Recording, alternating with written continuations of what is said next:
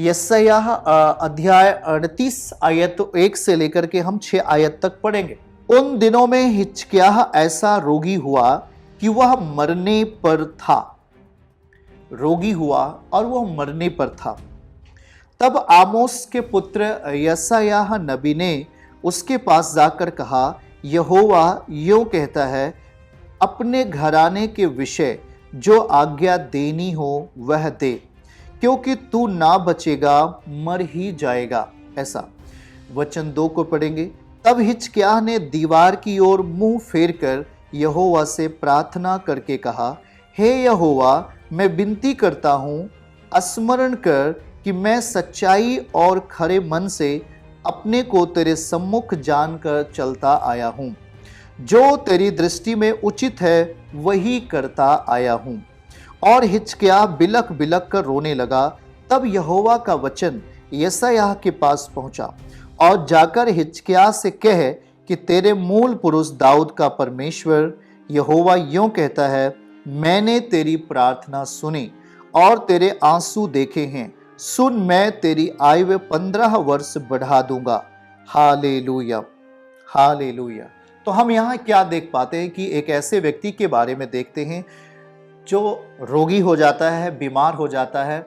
वो एक राजा है हिजकिय्याह, और जब बीमारी की दशा में वो चला जाता है तो वो मरने पर होता है। ऐसा परमेश्वर ने कहा कि अब ये नहीं बचेगा, अब ये मर जाएगा।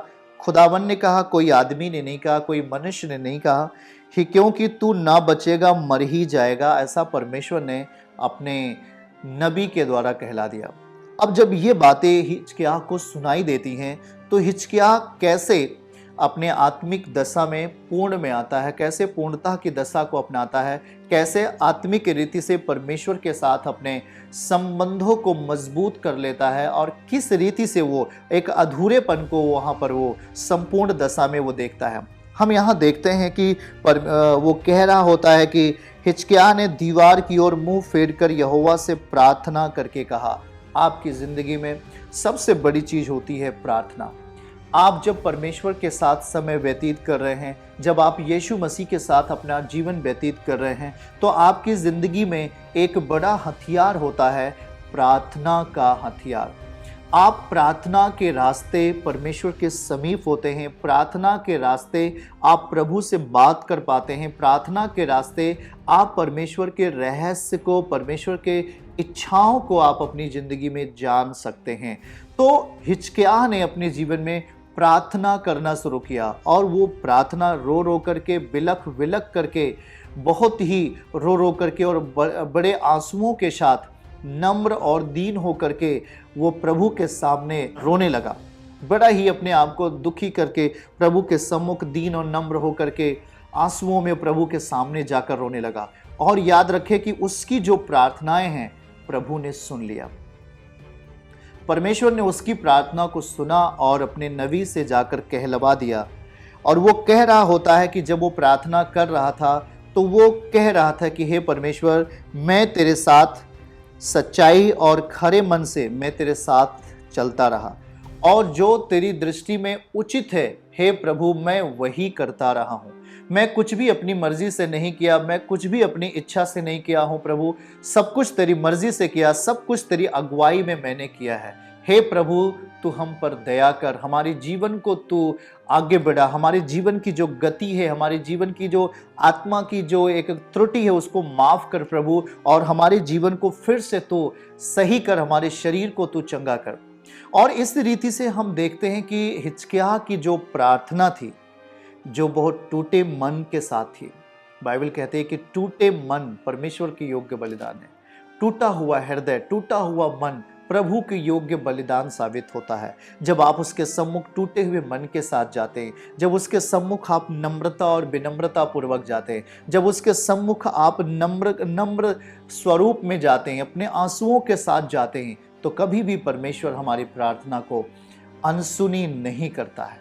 बाइबल कहता है, दाऊद कहता है भजन 138 वचन 3 में कि जब मैंने यहोवा से प्रार्थना की तब उसने मेरी प्रार्थना सुन ली। हमारे जीवन की प्रार्थना को उसने सुन लिया जब आपने प्रार्थना किया, दाऊद ने प्रार्थना किया।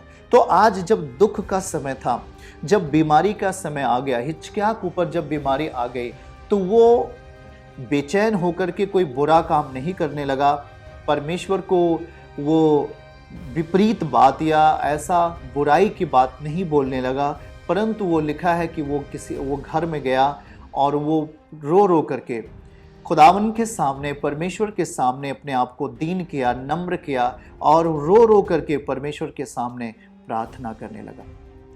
आज जब हम प्रार्थना के साथ आ रहे होते हैं तो हमारी जिंदगी में जो अधूरेपन है वो मिटते हैं। आज हमारी जब प्रार्थनाएं नहीं होती हैं, जब हम प्रभु के साथ प्रार्थना नहीं करते हैं, जब उसके सम्मुख नहीं बैठते हैं, तो आप शायद परमेश्वर को खो रहे हैं या परमेश्वर के बल को खो रहे हैं। हम अपनी ज़िंदगी में जब बाइबल को पढ़ रहे हैं, जब हम वचन को पढ़ते हैं, पुराने नियम में जब वचन को पढ़ते हैं, प्रार्थनाएं की गई हैं।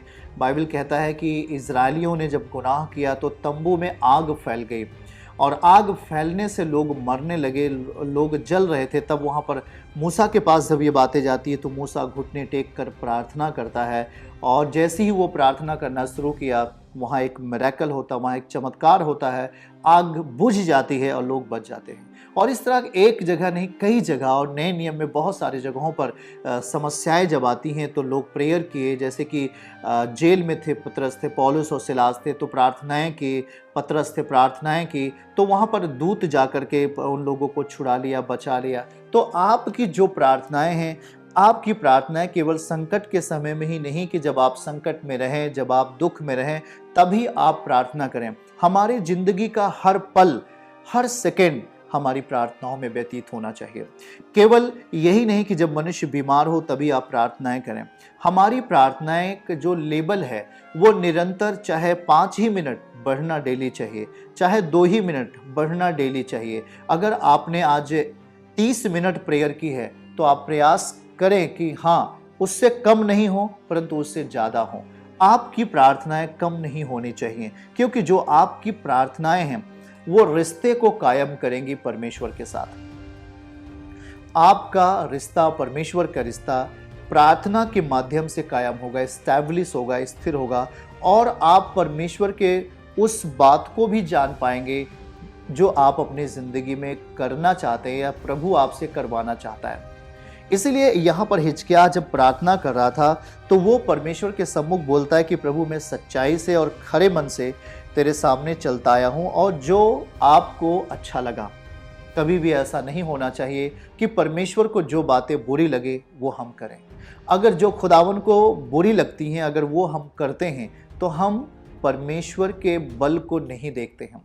जो प्रभु को अच्छा लगता है और वही हम करते हैं तो हम परमेश्वर के बल को हर एक मोड़ पर, हर एक कामों में उसकी सहायता को देखते हैं, उसकी उपस्थिति को देखते हैं। हालेलुया। तो यह बात यहाँ पर देखना है कि कहता है कि सच्चाई में मैं चलता रहा और खरे मन से चलता रहा और जो उचित है वही मैं करता रहा। अगर आप बाइबल को देख रहे हैं तो जो उचित है वो परमेश्वर के सामने हिजकिय्याह करता रहा। तब भी उसे एक ऐसी जानलेवा बीमारी थी, उसे हम कैंसर कह सकते हैं, उस बीमारी को बड़ी बीमारी कह सकते हैं, क्योंकि उसकी बीमारी वो जानलेवा थी, वो मरने वाला था, डिक्लेयर हो चुका था कि ये अब मर जाएगा, तू अब नहीं बचेगा। परमेश्वर की जुबान होती है, लेकिन हाँ, वो अपने बेटों के लिए प्रेम के कारण वो अपनी जुबान को भी वापस ले लेता है। याद रखना है, हम जब उससे प्रेम करने लगते हैं, अपनी उसके सामने क्षमा के साथ आ जाते हैं, अपनी गलतियों की माफ़ी मांग लेते हैं, तो जो कुछ भी हमारे जीवन में कुछ भी तरीके से नुकसान की गति दिखाई देती रहती है, मुकदमा, तमाम तरीके की समस्याएं दिखाई देती रहती हैं, लेकिन जब हम प्रभु के सामने आकर माफ़ी के साथ, पश्चाताप के साथ जीना शुरू कर लेते हैं तो हमारी ज़िंदगी का समाधान परमेश्वर के द्वारा होने लगता है। आज यहाँ पर हिजकिय्याह जब परेशानी में था, दुख में था, तो इसकी ज़िंदगी में कुछ अधूरापन ज़रूर रहा होगा, इसकी ज़िंदगी में कुछ ऐसी परेशानियाँ ज़रूर रही होंगी, आत्मिक दृष्टि से कुछ परेशानियाँ रही होंगी। अब यहाँ पर जब ये अपने आप को प्रभु के सामने लेके आता है तो परमेश्वर के सामने बता देता है कि प्रभु मैंने वही किया जो आप चाहते थे, अब मैं खरे मन से और सच्चाई से जीता रहा। लेकिन तब भी इसे एक जानलेवा समस्या आती है, इसे एक परेशानी आती है। लेकिन ये क्या करता है, कहीं और समाधान के लिए नहीं जाता है, वो परमेश्वर के सामने जाता है। चर्च की सभी प्रार्थनाओं को और परमेश्वर के दास के द्वारा टीचिंग सुनने के लिए और अपडेट्स को जानने के लिए हमारे इस चैनल को सब्सक्राइब करें और साथ में बेल आइकन को जरूर दबाएं ताकि जब भी लाइव प्रार्थना हो तो सबसे पहले आप देख सकें।